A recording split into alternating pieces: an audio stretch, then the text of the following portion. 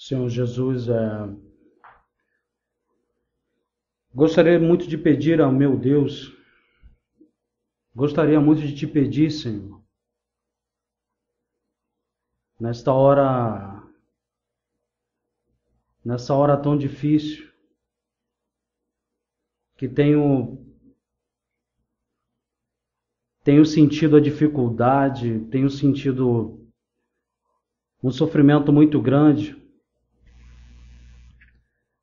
Em vários momentos pequenos eu tenho pensado em desistir, Senhor, porque eu não tenho conseguido enxergar no meio de tanta luta. Às vezes são irmãos, às vezes são pessoas comuns, a gente não tem como saber direito. Eu estou com o meu coração tão quebrado, tão machucado. Tenho sentido uma dor tão profunda por umas lutas que parecem para mim tão necessárias, Deus. Parece que não há necessidade de eu ter que passar por isso. Parece como obstáculos que aparecem quando você está andando numa rua e às vezes você caminhando aparecem buracos, aparecem pedras, aparecem árvores no caminho e você parece que é para você tropeçar, parece que você não tem a condição de dar um passo à frente, machuca o seu coração, dá vontade de você jogar para o alto, se encolher no canto e se esconder e ali começar a chorar, porque você não entende porque todas essas coisas vêm e elas vêm de uma vez só, vêm todas juntas. Elas vêm machucando você, elas vêm te apertando, te espreitando, te espremendo. E tem doído muito, eu devo ser sincero para ti, Deus, tem me machucado muito. Parece que é desnecessário. Parece que não tem necessidade nenhuma dessas coisas estarem acontecendo. Eu não tenho como dizer para você, Deus. Eu não tenho como dizer para ti, meu Senhor, que eu pudesse explicar e dizer que eu estou por dentro, que eu estou consciente, eu não estou consciente. Eu estou sofrendo, a verdade é essa, é luta, é uma luta atrás da outra, é uma situação pequena, mas que machuca uma atrás da outra, você não sabe o que fazer, você vem chorando, você chora e não adianta, vem de novo. No outro dia tem outra e no outro outra coisa já te esperando. E isso está me machucando muito, Senhor, eu devo confessar a Ti, então eu tenho sentido dificuldade para poder trazer a palavra, porque eu tenho pensado em desistir de tudo isso, eu tenho pensado em parar, porque sempre vem uma pergunta para mim, quem será que ouviu esta pregação? Preciso também ouvir esta palavra, eu preciso ouvir a Tua voz. Nós temos passado dificuldades muito grandes aqui nesta terra, Senhor, porque nós estamos nos sentindo tão sozinhos e tão perdidos.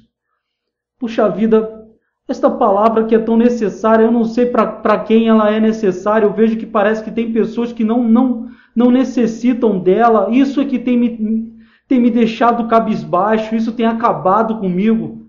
Seja de onde for, eu vejo ataques dizendo para mim que esta mensagem não tem efeito, que esta mensagem não causa efeito no coração das pessoas. Isso tem me abalado, Senhor, grandemente, eu, na verdade, devo confessar isso sim, tem me abalado amargamente, tem me abalado grandemente, estou me sentindo cabisbaixo, tenho andado pelo canto, triste, pensando.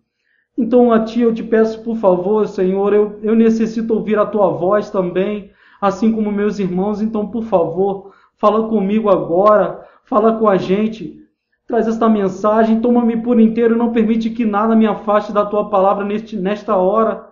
Não deixe com que algo tire a minha visão ou tire também, Senhor, a minha concentração em Ti. Que eu me perca no meio desta mensagem.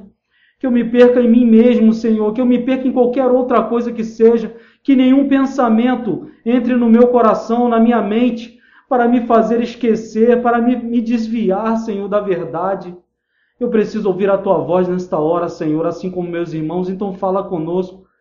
Por favor, não deixe com que venhamos a nos perder, não, Senhor. Por favor. Eu te peço em nome de Jesus, Senhor. As muitas vidas que estão acompanhando esta mensagem agora, eu quero compartilhar com todos vocês que abram comigo suas Bíblias no livro de Atos.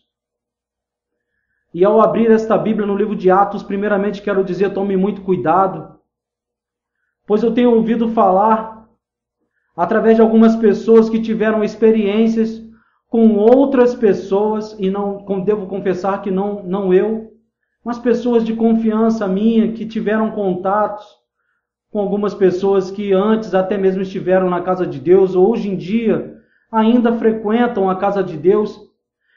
E umas palavras que têm enrolado por aí na boca dessas pessoas é de que Paulo, como homem de Deus, não trouxe palavras que viessem a nos mostrar algumas coisas importantes a ser vividas. Primeiramente, dizem que Paulo não era homem de Deus coisa nenhuma e que veio para confundir e não para complementar algumas coisas importantes que o Senhor Jesus também queria trazer até nós.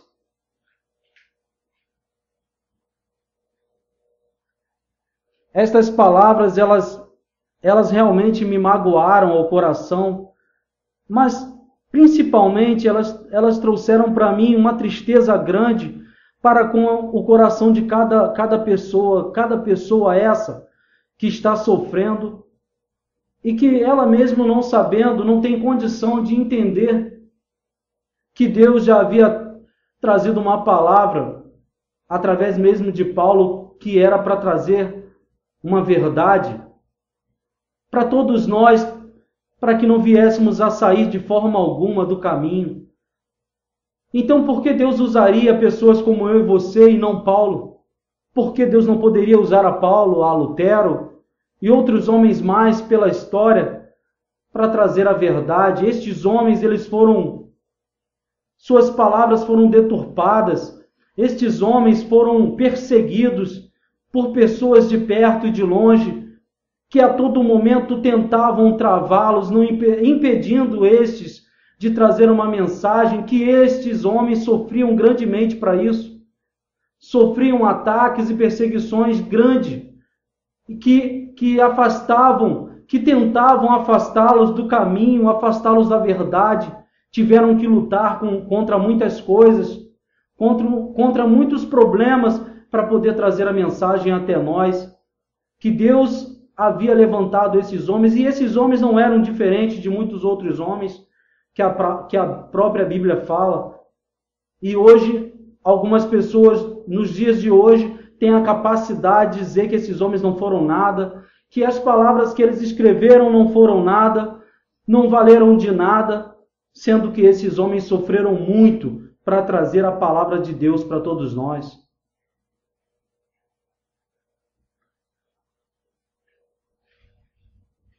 Como eu pedi aos irmãos, abram suas Bíblias comigo no livro de Atos, capítulo 16, que é a palavra do Senhor Jesus para todos nós agora. Livro de Atos, capítulo 16, versículo 9. Do versículo 9 ao versículo 12. Do versículo 9 ao versículo 12 nós vamos estar lendo neste momento. Acompanha aí comigo, e a palavra de Deus diz assim: De noite apareceu a Paulo esta visão. Estava ali em pé um homem da Macedônia, que lhe rogava: passa a Macedônia e ajuda-nos. Eu vou repetir esse pedaço porque ele é muito importante para nós. De noite apareceu a Paulo esta visão. Primeiro, estava ali em pé um homem da Macedônia, que lhe rogava. Este homem rogava-lhe: passa a Macedônia e ajuda-nos. Este homem dizia: vem até a Macedônia e ajuda-nos. E quando ele teve esta visão, procuramos logo partir para a Macedônia, concluindo que Deus nos havia chamado para lhe anunciarmos o Evangelho.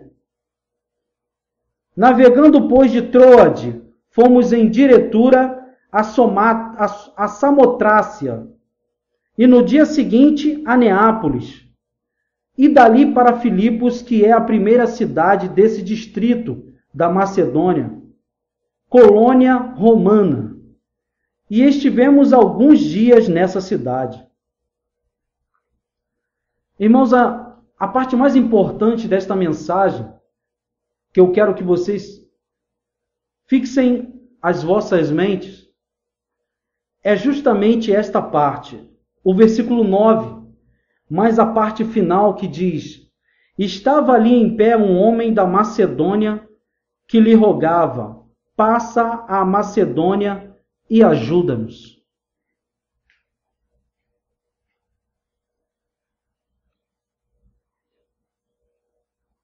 A primeira coisa mais importante que eu gostaria que todos vocês pudessem estar a prestar atenção é sobre a vida de um homem chamado Paulo, um homem de Deus, que havia sido separado pelo Senhor para trazer uma palavra primeiramente que eu gostaria de dizer, uma palavra diferente, uma palavra que não era costume estar sendo ouvida em nenhuma terra durante aquele tempo a qual a Bíblia nos relata. Naquele tempo, as palavras pregadas em cada templo, em cada localidade, em cada região, não eram as mesmas palavras que foram colocadas na boca de Paulo. As palavras que Paulo tinha no coração, a própria mensagem direta do céu que foi enviada para Paulo, não foi nem mesmo a mesma mensagem que foi enviada a alguns outros discípulos. Era uma palavra diferente, era uma palavra que nem mesmo Pedro, que nem João, nem mesmo André ou outros discípulos haviam pregado antes. Por mais que estes homens tivessem uma intimidade e tivessem um conhecimento profundo da presença do Senhor Jesus na terra, não foi dado a estes homens o pregar o evangelho diferente que Paulo, como homem de Deus, pregava. Talvez esteja aí o principal sinal, primeiramente da perseguição que Paulo sofria, que às vezes vinham até mesmo do próprio povo de Deus, e também de uma pregação, sendo ela tão diferente, vinha sobre Paulo tamanho medo, constrangimento, vinha sobre Paulo grandes preocupações e vinha também sobre Paulo uma desesperança muito grande. Todos imaginam que ao ser levantado por Deus, o medo, a desesperança, a preocupação já não fazem mais parte da vida de um homem que é chamado pelo Senhor Jesus. Um homem que é chamado, uma mulher que é escolhida do Senhor Deus. Sobre estas vidas vem muitos sofrimentos, principalmente emocionais, que trazem sobre estas vidas grandes preocupações, que trazem em alguns momentos a desesperança e também o principal, o medo. Paulo, que era um grande homem, vivido na casa, ou seja, no templo do Senhor, era um grande fariseu, era um grande homem, segundo as relíquias das leis de Moisés, mas ainda assim não conhecia a verdadeira profundidade do que era se humilhar a Deus. Por mais que este homem já era conhecido pelo nosso Senhor Deus, este homem era reconhecido somente por Deus e mais nada e mais ninguém. Nem o próprio Paulo poderia imaginar a história que estaria sendo escrita sobre a vida dele. Nem mesmo o povo de Israel, os amigos e familiares deste homem, poderiam imaginar que primeiramente o Senhor Deus iria mudar o nome deste homem, que se chamava Saulo, e passaria a se chamar Paulo, para que ele pudesse seguir o caminho que o Senhor Deus havia estabelecido para ele.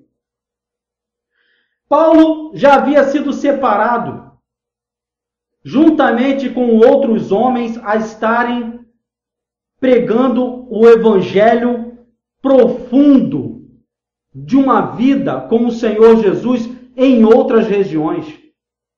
Esta mensagem era uma mensagem diferente, era uma mensagem profunda que causava constrangimento, até mesmo nos escolhidos. Por isso mesmo, esta mensagem, neste momento, não poderia ser pregada simplesmente dentro do templo. Era uma mensagem que havia de necessidade corações profundamente agarrados à escuridão do mundo.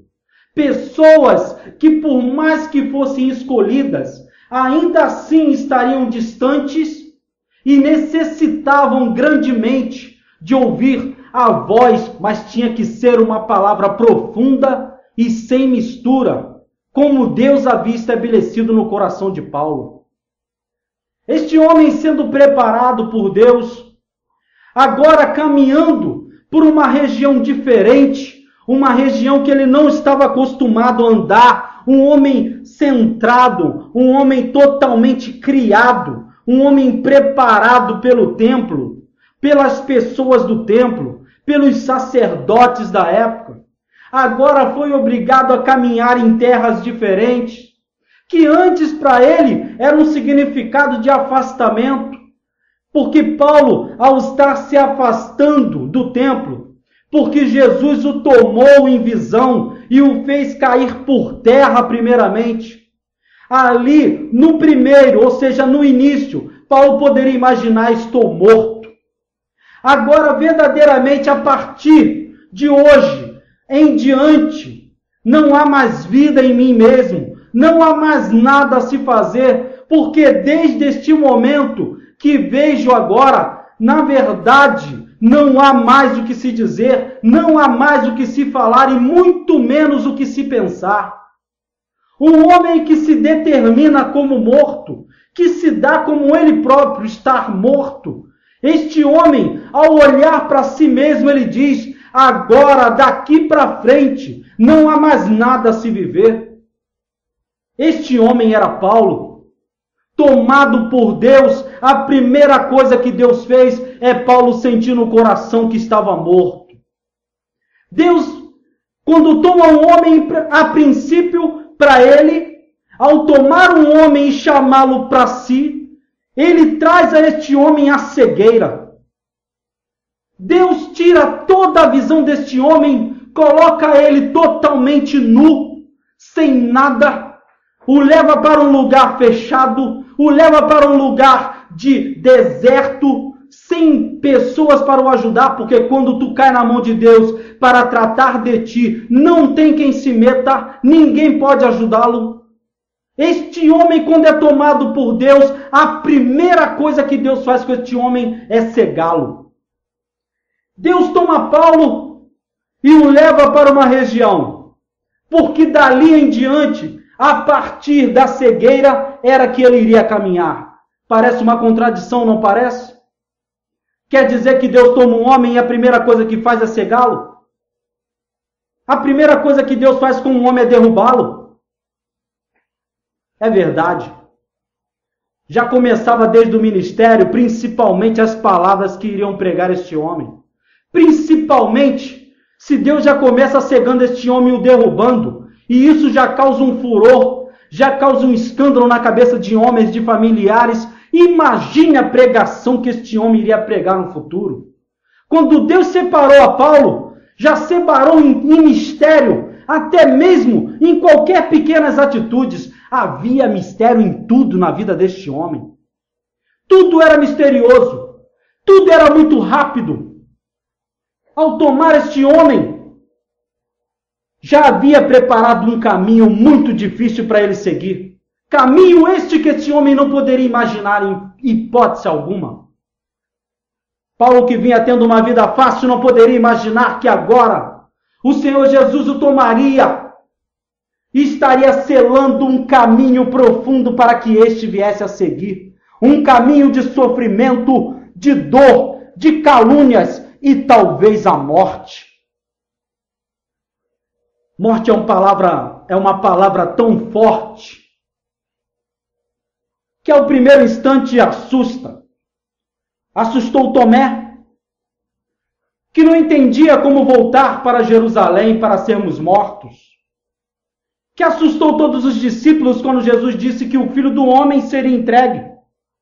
A palavra morte assustava muitos homens. Mas aquele que já estava acostumado a matar um homem de Deus como Paulo, quando matou Estevão, sabia que a única forma agora de pagar pelo que fez era seguindo o Senhor Jesus, ainda que este tivesse que encontrar a morte. Deus agora havia separado a Paulo para um caminho diferente, para pregar uma mensagem diferente, uma mensagem que outros homens não estavam acostumados a seguir e ouvir, uma mensagem que teria que transpassar os conhecimentos humanos, que teria que transpassar a lógica humana, que teria que transpassar todos os limites do conhecimento e principalmente da consciência e caráter humano. Paulo teria que transpassar a profundidade até mesmo do cristianismo, porque isso iria assustar até mesmo a Pedro e outros homens de Deus, pois estes não haviam entendido o que significava morrer por Cristo ainda, mas aprenderiam com Paulo. Deus estava preparando Paulo para um lugar diferente que se chamava Macedônia. Macedônia não era qualquer terra. Macedônia não era Jerusalém. Macedônia não era Belém. Macedônia não era uma terra voltada totalmente para Deus. Os homens não sabiam o que era se voltar totalmente para Deus. Até mesmo o evangelho da Macedônia era um evangelho totalmente misturado. Macedônia, que era uma terra, uma colônia romana, já dá para você ter mais ou menos uma ideia do que seria uma terra de costume romano. Uma terra de costume romano misturado ao grego. Roma, que tinha como característica o progresso em seus empreendimentos, em suas construções, necessitava, e ela mesma, os próprios romanos disseram isso durante a história, necessitavam estes homens de um grande conhecimento grego, que os homens gregos eram os filósofos, eram os homens que sabiam libertar a mente, principalmente do freio profundo causado pelo Espírito Santo. Uma terra de grandes propriedades e crescimentos e progressos, com uma mente liberal grega. Dá para você ter uma ideia do que seria a igreja daquela localidade? Do que eram os costumes cristãos, ou então costumes de Deus naquela terra? A Macedônia haviam igrejas. Na Macedônia haviam templos. Mas também havia um povo sofrido. Não significava que o progresso, não significava que as filosofias, as palavras e as sabedorias e as liberdades intelectuais trouxessem a estes homens, a este povo, uma liberdade total. Não havia esta liberdade nesta terra.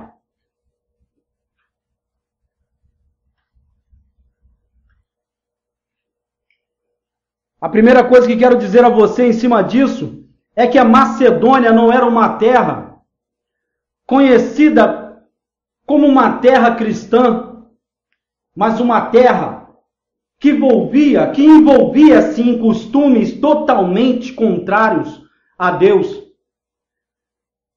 E agora Paulo, como homem de Deus que vinha andando por várias terras e pregando o evangelho em muitos lugares, ao estar parado numa localidade, vem sobre ele uma visão de Deus, e nesta visão ele vê um homem da Macedônia.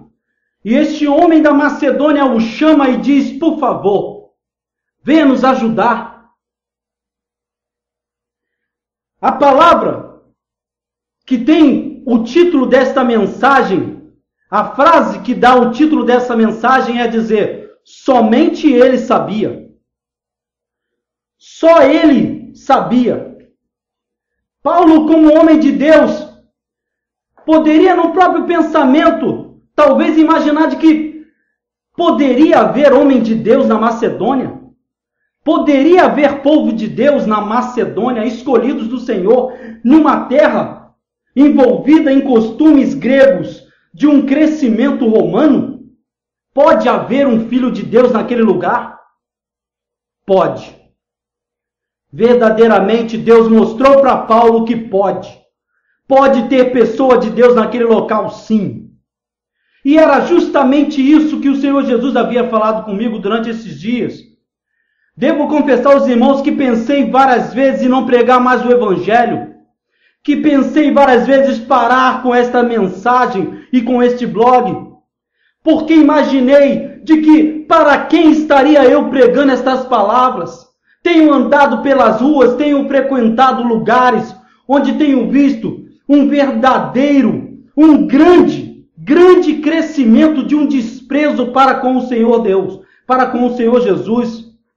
Eu tenho percebido uma frieza muito grande no mundo, uma frieza em cada localidade, em cada local, em cada região, e isso tem me assustado grandemente. E a principal palavra que veio na minha mente foi a mesma palavra que Deus falou no livro de Isaías, quando aquele mesmo perguntou: quem ouviu a nossa pregação? Quem deu crédito a esta mensagem? Eu confesso que pensei isso durante esses dias. E confessando isso para alguns irmãos, pensei em deixar de pregar o Evangelho, porque a primeira mensagem, a primeira palavra que veio para mim era de que tudo isso estaria se perdendo ao vento. Estaria eu pregando para pessoas que estavam prontas para cuspir, prontas para jogar pedras, prontas para ignorar e desprezar a palavra que viesse neste tempo. E isto trouxe um tamanho constrangimento que me gerou os mesmos sentimentos que por revelação Deus me mostrou, que foram gerados esses mesmos sentimentos no coração de Paulo. O sentimento do medo, da desesperança e de uma preocupação muito grande. Deus sabia, e somente Ele sabia, porque quando chamou a Paulo para levar para a Macedônia, trazendo para ele a visão de um homem que lhe pedia ajuda, mostrava que naquele local haviam pessoas que necessitavam muito ouvir a verdade.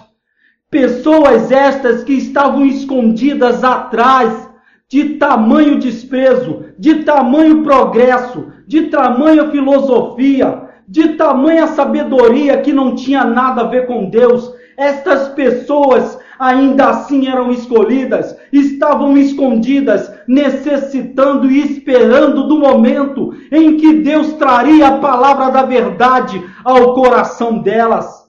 Estas pessoas não tinham culpa de ter que viver em locais, em regiões, no meio de outras pessoas ou situações que viviam. Por isso estas pessoas, por trás de tamanha situação financeira, de tamanha posição social, ainda assim eram pessoas sofredoras.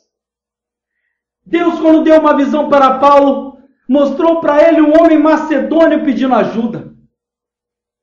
Mostrar para mim que uma pessoa deste mundo depende de ajuda foi justamente isso que trouxe um grande constrangimento ao meu coração. Porque para mim nenhuma pessoa necessitava de salvação neste mundo. Porque ao olhar o que estava diante dos meus olhos, eu via um povo feliz com o pecado, feliz com este mundo frio. Eu vi um sofrimento grande, mas um sofrimento que era causado no meu coração, não porque o povo sofria por Deus, mas porque sofria por estar longe de Deus. Eu não queria mais pregar para este povo. Eu estava pensando em deixar de pregar a palavra para este povo. Devo confessar que deixei de lado todo o sentimento cristão e pensei em parar e em fugir. Pensei em não pregar mais o Evangelho, porque a primeira coisa que Deus fez comigo foi me cegar também. Deus havia me cegado, não me permitindo saber o que os meus irmãos sentiam, não me permitindo saber o que os meus irmãos estavam passando. Me fez olhar simplesmente o que estava diante dos meus olhos e agora eu olhava e dizia: este povo não quer a verdade. Estes macedônios não querem a verdade. Estes homens da terra não desejam ouvir a salvação e a verdade. Era o que eu dizia para mim mesmo. Eu estava cego e prostrado, andava de um lado ao outro imaginando o que fazer. O principal que Deus fez com Paulo era mostrar para ele que não havia outro lugar para seguir. Um homem, quando está cego, ou alguém o toma pela mão e o leva no caminho, ou este homem não sai do lugar e fica ali aguardando até o momento em que alguém virá ao seu socorro. Eu estava parado no caminho imaginando que ali era o fim. Pensei em seguir por um outro lugar, mas não havia, então não sabia o que fazer. E parado, a única coisa que eu pensava era na preocupação de sentir o medo da desesperança. A desesperança é o primeiro sentimento frio que toma conta de um coração de um homem que sofre grandemente a dor de não poder se mover. Ao estar parado, ao estar preso pela própria mão de Deus, a desesperança toma conta de você. E quando ela te toma por inteiro, você se deita. E a única coisa que você tem para fazer é chorar. A palavra de Deus diz que Paulo chorava. E ali ficou durante 3 dias em pranto. Porque para ele agora tudo estava acabado. Paulo não sabia que haviam vidas separadas pelo Senhor Deus na Macedônia e que estes homens estavam aguardando para que uma pessoa fosse enviada por Deus para trazer a mensagem da verdade que eles não estavam acostumados a ouvir. Mas havia para Paulo uma parede no caminho. Havia uma parede que Paulo não poderia sozinho transpassar. Haviam pessoas que estavam predeterminadas a impedir que o povo daquela terra ouvisse a verdade. Pessoas que frequentavam também o templo. Pessoas que achavam e que determinavam em si mesmas serem elas os conhecedores da verdade. O principal era que vinha da própria casa e dos discípulos do Senhor, que não entendiam como poderia um gentil, como poderia uma pessoa que não frequentava o templo ouvir a verdade. Como pode dar atenção a este homem que não conhece a Jesus profundamente, ouvir a verdade? Ele não pode ser escolhido. Neste momento, meu coração também tomou um pensamento, não de que não precisassem, mas eu achava que estes também não necessitavam. Achava então eu que todo este povo não necessitava da verdade. Devo confessar a ti que está ouvindo esta mensagem agora, que pensei em desistir de trazer a mensagem para você, que pensei em pedir a Deus que me deixasse de lado, que não me enviasse mais a pregar este evangelho, porque para mim você não precisava mais ouvir. Havia um sentimento no coração de Paulo, de que a Macedônia é uma terra tão voltada para si mesma, para os crescimentos, para a intelectualidade, para as filosofias que tomaram o templo, que tomaram o povo que era de Deus e que se envolveu com tamanha façanha dentro da intelectualidade, de livros, de conhecimentos, de sabedoria e ciência, e se perderam. O templo, aqueles templos, as pessoas do templo não poderiam influenciar aquela cidade. Deus chamou um homem que veio de longe, um homem que não estava no templo, para trazer a palavra. Mas era uma palavra que ele nunca havia pregado. Era uma palavra que, por mais que ele estivesse no templo, por mais que ele já tivesse um conhecimento de toda a lei, ele não conhecia a palavra. Era uma palavra diferente. Era uma palavra que envolvia o abandono profundo e a morte.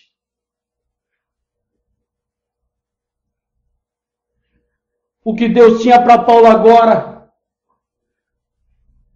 era uma parede muito grande que se levantava e era um caminho diferente mesmo, um caminho de morte, que ele teria que enfrentar algumas pessoas daquelas cidades, principalmente das regiões macedônicas. E estas regiões que eram envolvidas de homens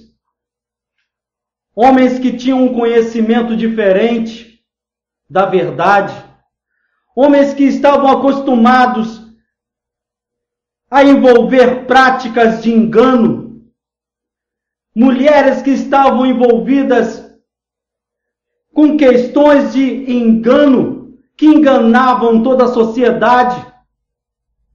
Ao se aproximar daquela cidade, logo que chegou a Macedônia, Paulo teve que ter um envolvimento com pessoas que, a princípio, eram pessoas contrárias a Deus, que pregavam e eram tomadas às vezes por espíritos malignos, que estavam ali como uma barreira para que o evangelho do Senhor não alcançasse as vidas necessitadas.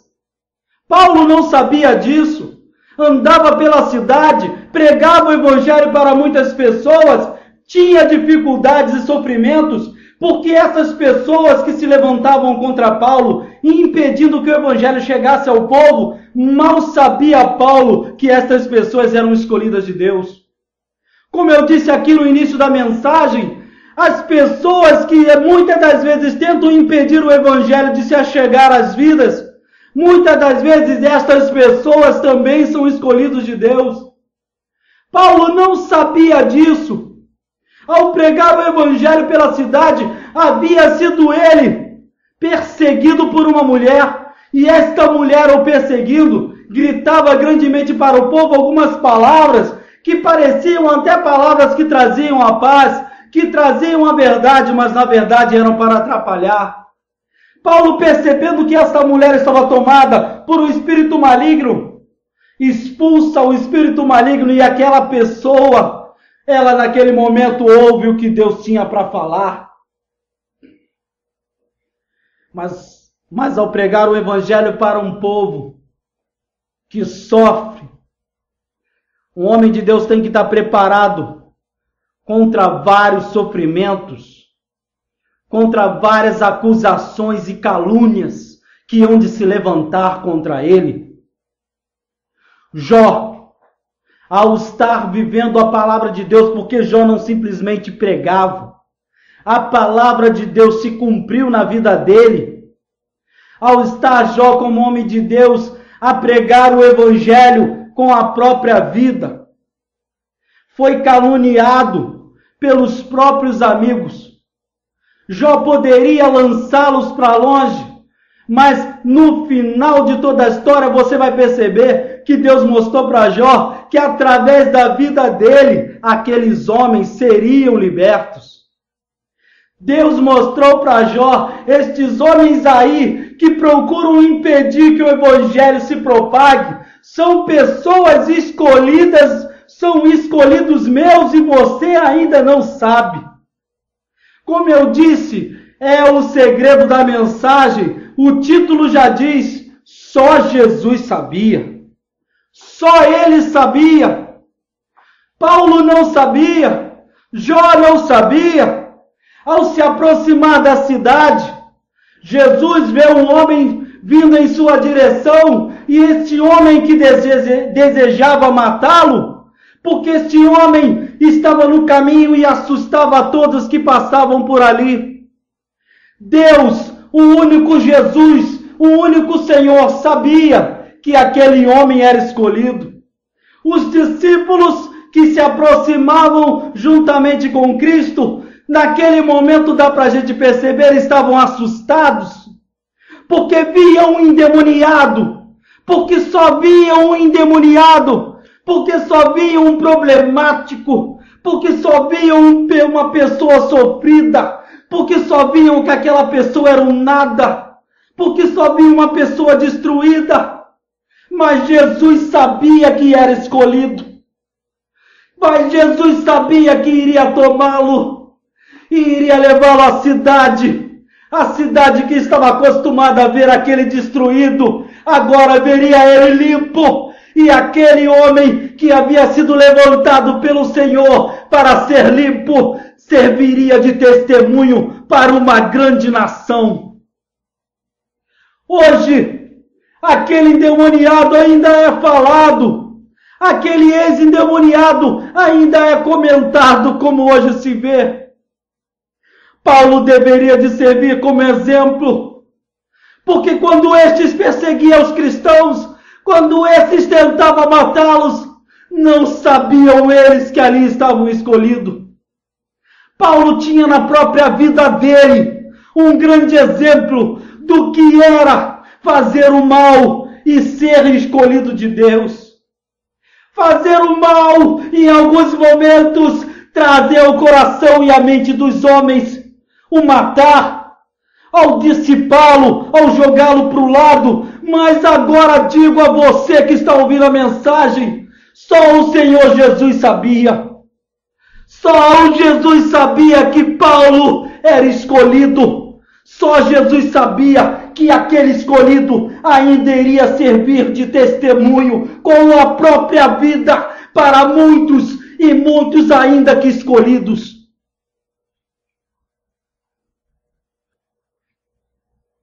Existem muitas pessoas que entraram para a história. Existem prostitutas que entraram para a história. Existem ex-assassinos que entraram para a história. Existem ex-ladrões que entraram para a história. Existem mulheres que hoje estão pelo mundo. Homens que estão pelo mundo e que entraram para a história. Ao mandar 2 espias para a cidade de Jericó, mal sabia Josué que lá havia uma mulher escolhida. Estes homens eram apenas espias. Eles não haviam sido enviados para pregar o evangelho àquela cidade. Eles não tinham sido enviados para dar testemunho de nada naquela cidade. Tinham aqueles homens como meta só chegar lá e espionar e nada mais. Josué, ao enviá-los, tinha no coração de que toda a cidade tinha que ser destruída e de que nenhuma pessoa ali prestava.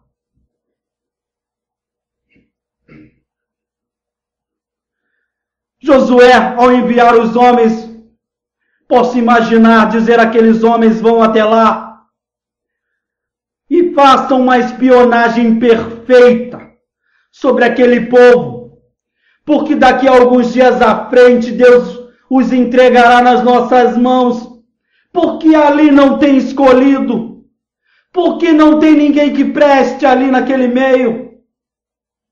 E voltem para trazer as informações perfeitas para que possamos destruí-los.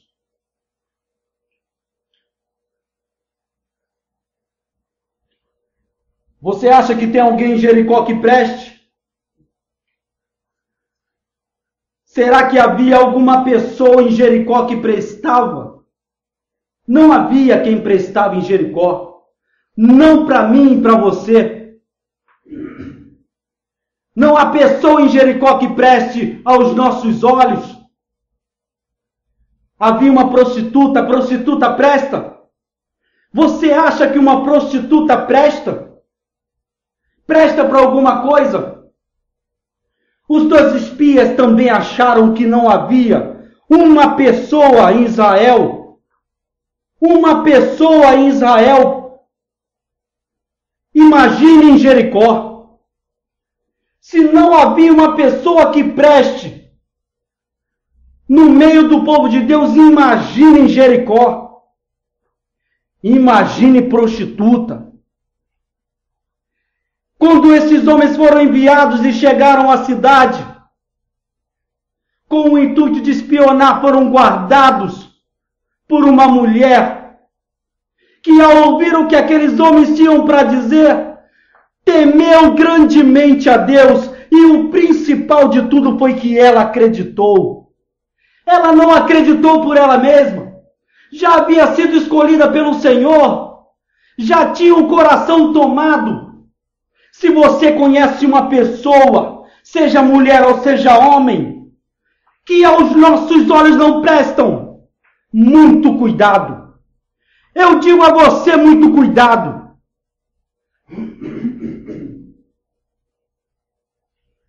Talvez ali seja uma pessoa escolhida do Senhor. E vou dizer a você, se for escolhida ai de ti, que toque nesta pessoa.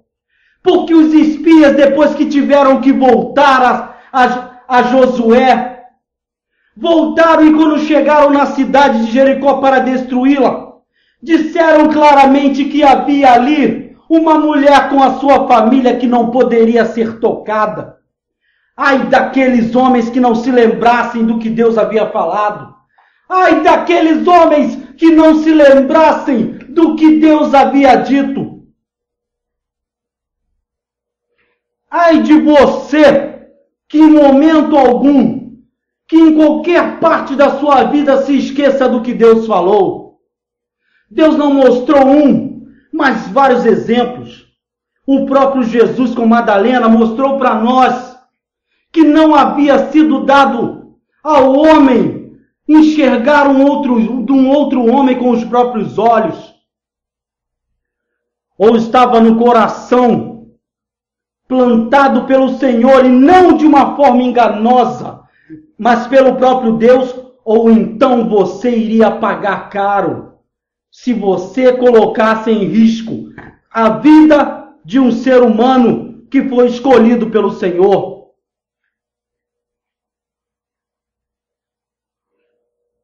Uma parte interessante desta palavra, que você pode ler aí, no livro de Atos 16, do 9 ao 12, é que eles disseram que nós acreditávamos que Deus nos chamou para ir à Macedônia. Ao estar recebendo uma revelação vinda do Senhor, através de Paulo, estes homens tomaram, porque sabiam que Paulo era homem de Deus, eles não precisavam ter dúvida, e ao tomarem o conhecimento desta mensagem vinda de Deus ao coração de Paulo, dando-lhe uma visão, estes homens passaram a dizer que também sentiam, porque Deus havia confirmado a eles que havia sim uma necessidade de ir à Macedônia. Havia uma necessidade de se achegar a um povo que para eles não tinha necessidade de ouvir a verdade. Ali no meio de um povo que para eles não existia, necessitados de ouvir a mensagem da verdade e da salvação. Agora, uma palavra importante, uma pergunta importante. Quem eram essas pessoas? Quem eram as pessoas que estavam por trás de toda esta nuvem escura e que eram necessitadas? Você não tem como saber com os teus próprios olhos. Porque eu mesmo acabei de dizer que para o povo era prostituta, que para o povo era simplesmente um ladrão na cruz. Mas ao olhar para Jesus e ao acreditar nele, aquele homem não deixou de ser visto como ladrão, Mas agora digo a você, sobre ele estava depositado o símbolo da cruz, o sangue derramado por todas as vidas. Se é um ladrão, se é uma pessoa que para os homens não presta, quem é que sabe se sobre aquela vida existe um símbolo do derramar do sangue do Cordeiro lá na cruz do Calvário? Ninguém poderia imaginar que lá, no meio daquelas ovelhas, fedendo lá a pasto, havia uma criança escolhida por Deus como Davi. Quem poderia imaginar que esta criança era escolhida do Senhor? Uma coisa mais impressionante na história é que existem filhos que não sabem reconhecer os pais. É que existem pais que não sabem reconhecer os filhos. Jesus nos mostrou um grande exemplo disso, não foi? Ao ser um homem, ao ser uma criança preparada pelo Senhor, nunca, em momento algum, durante o crescimento, foi ele reconhecido como um escolhido para trazer a verdade. Assim foi com os outros homens, porque Jeremias, sendo filho de sacerdote, teve que sair do meio do pai, da família, dos pais, do meio da família, do meio do templo, para poder pregar o evangelho que ninguém iria acreditar. Um escolhido não é reconhecido por ninguém nesta terra. Um escolhido não precisa dizer seu nome. Um escolhido não precisa falar de igreja. Um escolhido prega o evangelho, a verdade, vira as costas, porque deixa o Espírito Santo de Deus tomar. Deixa que o Espírito Santo de Deus tome por inteiro, porque é obra do Senhor. Não é obra dos homens. Pedro não sabia que aquele centurião Cornélio era escolhido do Senhor.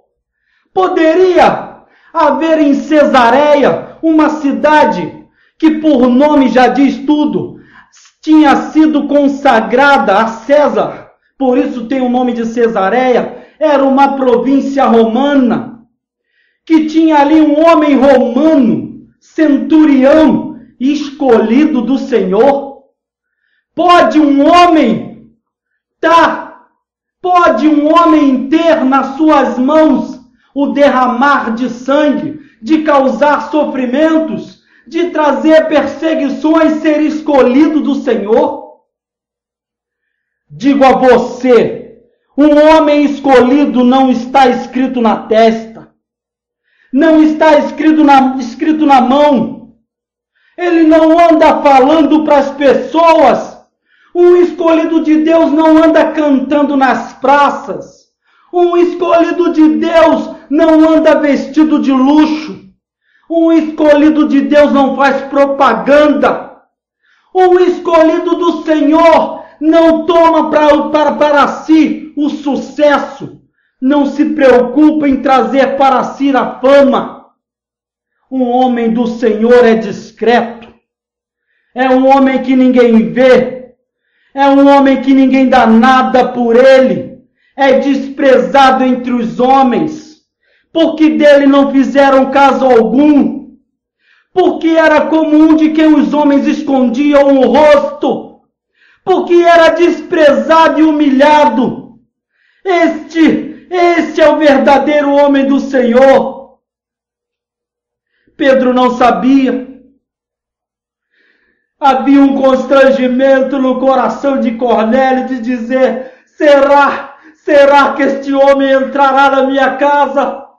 Será que sou digno de ter dentro de minha casa a palavra de Deus, a presença de um homem de Deus? Será que vou morar numa casa e durante toda a história da minha vida Um homem de Deus estará morando aqui. Aquela mulher, ao dar abrigo ao profeta do Senhor, ao construir um quarto para o profeta do Senhor, mesmo não se achando digna de ter em si, dentro de casa, a palavra de Deus, ela imaginava: eu preciso segurá-lo. Eu preciso dar valor a este homem, prendê-lo na minha casa.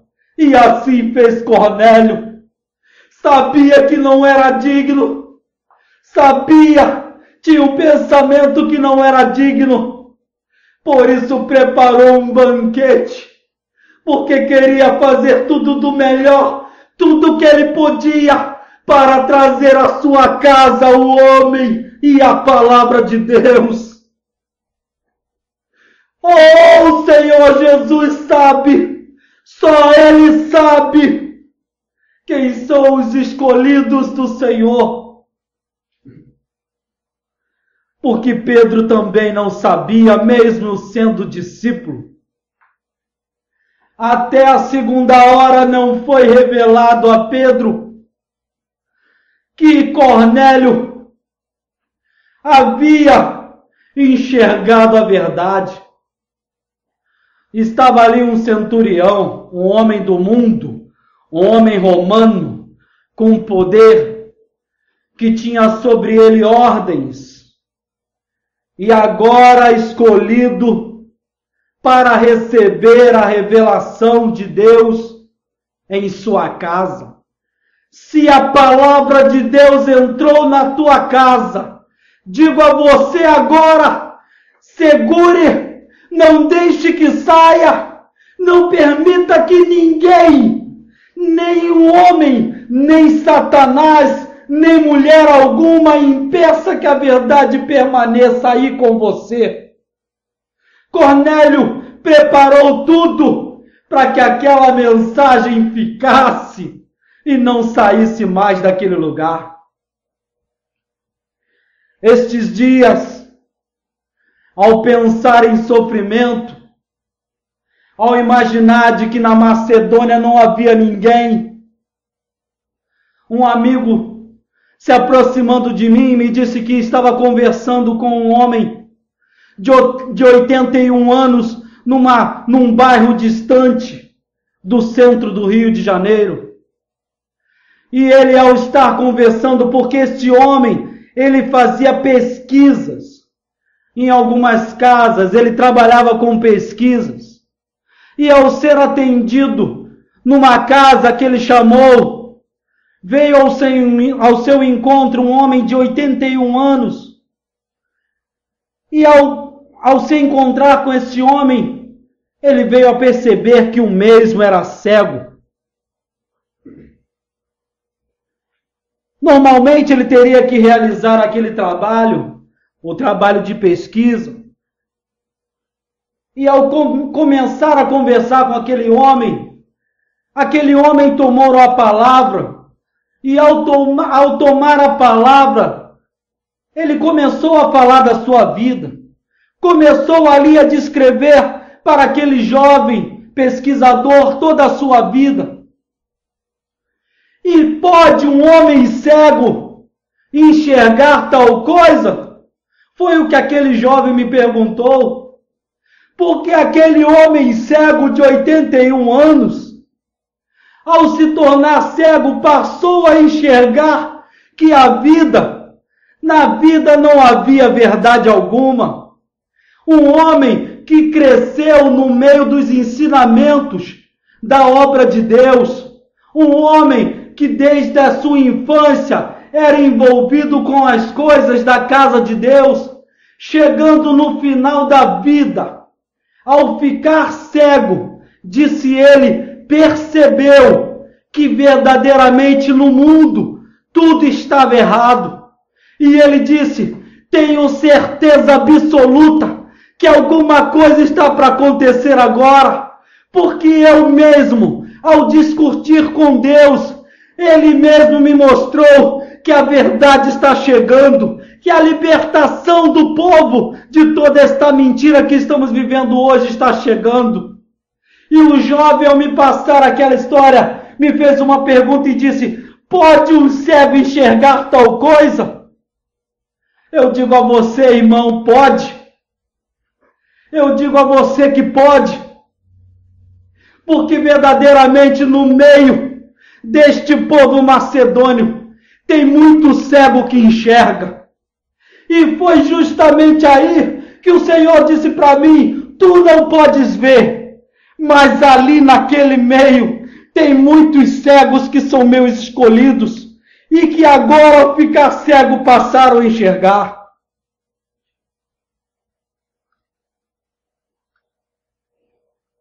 Muitas pessoas na vida, na terra, muitas, só depois de perder tudo, só depois de encontrar a sujeira na vida, foi que descobriram, foi que verdadeiramente passaram a enxergar.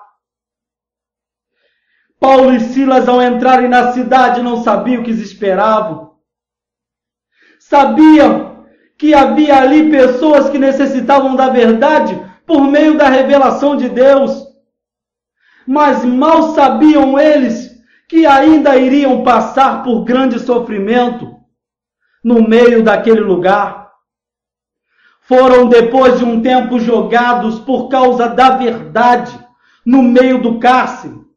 Pode um encarcerado ser escolhido de Deus? Eu vou perguntar para você mais uma vez.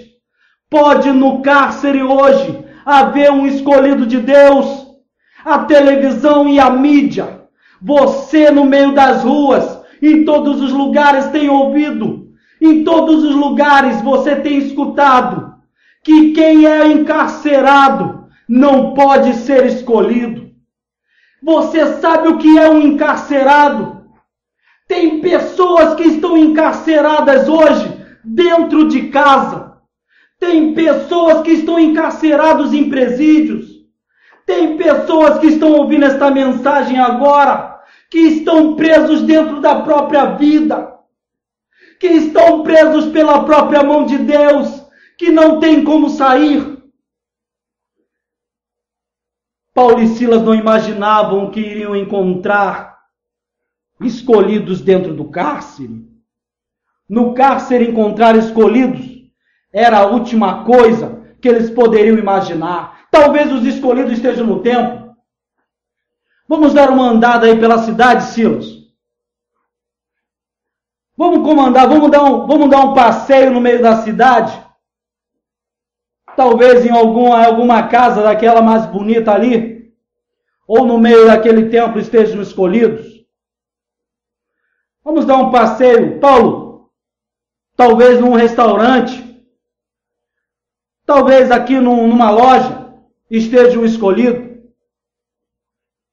Mas o escolhido não estava em lugar nenhum desses que acabei de dizer. Paulo e Silas são jogados no cárcere. E justamente onde eles imaginavam que estivesse a verdade, não estava. E justamente quando imaginaram que estavam vivendo a loucura, encontraram a verdade. Porque quando foram jogados no cárcere, passaram a enxergar. Quando um homem de Deus é jogado no cárcere, ele passa a enxergar. Quando o homem de Deus olha em volta de si e vê as grades do cárcere, ele passa a enxergar. Quando você entender que você está preso a uma vida sem Deus, que você não está envolvido com Deus, mas está preso no cárcere do mundo, certamente tu passarás a enxergar. Paulo e Silas, no meio do cárcere, encontraram ali um homem que os prendia, um homem que os perseguia, um homem que perseguia Paulo e Silas, os prendendo, os colocou presos a correntes. E ao os colocar presos às correntes, esse homem olhou para eles e, cheios do Espírito Santo, trouxeram a visão àquele homem que puderam enxergar. Aquele homem pôde enxergar que ali havia homens de Deus. E agora, naquele exato momento, um passou a enxergar o outro, porque os homens de Deus passaram a enxergar o homem que trabalhava no cárcere. O encarcerado aprendeu a enxergar o carcereiro. E agora, ao olhar um para o outro, reconheceram pelo Espírito Santo que todos eram necessitados. Não poderia se imaginar que no meio de tamanho sofrimento, de tamanha dor havia escolhidos. Não poderia se imaginar que no meio do cárcere você iria enxergar a verdade. Foi só ali no cárcere que Paulo e Silas entenderam que havia muitas pessoas ali aguardando a palavra. Será que não foi esse homem carcereiro que apareceu em visão para Paulo? Será que não foi você que foi entregue a Jesus para ser salvo? Será que você é o endemoniado gadareno que se aproxima querendo a morte de Jesus, mas será levantado para trazer a verdade para o povo que sofre? Quem sabe quem é você? Ninguém sabe quem é você. Deus não permitiu a Paulo, a Silas saberem quem é você. Vai ter que entrar no cárcere junto contigo. Se entrar no teu cárcere, vai poder descobrir quem é você. O homem de Deus, só Jesus sabia quem era Paulo. Só Jesus sabia que iria levar aquele homem a sofrer grandemente, porque primeiro iria cegá-lo, e depois de cegá-lo, iria torná-lo morto, perante principalmente os seus olhos, os seus próprios olhos, e depois sobre os olhos dos homens, para que todos dessem ele como morto, como fizeram com Jesus, como fizeram com o profeta Eliseu, que depois de morto, ao julgarem sobre ele o corpo, este corpo foi ressuscitado. Como pode um homem estando morto trazer o ressuscitar sobre outra vida? Quem poderia imaginar que você estando morto é escolhido do Senhor? Ninguém pode saber isso. Ninguém sabe quem é você. Ninguém sabe, só Ele sabe. Deus levantou homens e mulheres. Deus disse para mim, vai lá pregar. Na Macedônia tem escolhido os meus. E você não sabe. Você não precisa saber de nada. Você não precisa ver. Eu escolhi você. Fala, eu vou levar o evangelho da verdade a eles. Tem que ser um evangelho diferente. Não pode ser o que eles estão acostumados a ouvir. Não pode ter mistura. Tem que ser com sofrimento. Tem que ser com dor. Vai sofrer grandemente. A minha palavra será pregada. Quem é que sabe quem é você? Ninguém sabe quem é você. Ninguém sabe se você é prostituta, se é assassino, se é ladrão, se você rouba corações. Ninguém sabe se você enganou alguém, se você enganou muitas vidas. Ninguém sabe onde você vive, só por causa do seu meio de vida. Isso não quer dizer nada. Se tu vive em Jericó, se está pregado na cruz, se é ladrão, ninguém sabe. Ninguém sabe se é cobrador de impostos, se é estelionatário. Ninguém sabe. Ninguém conhece você. Só Jesus conhece você. Só Ele sabia. Só Ele sabe de você.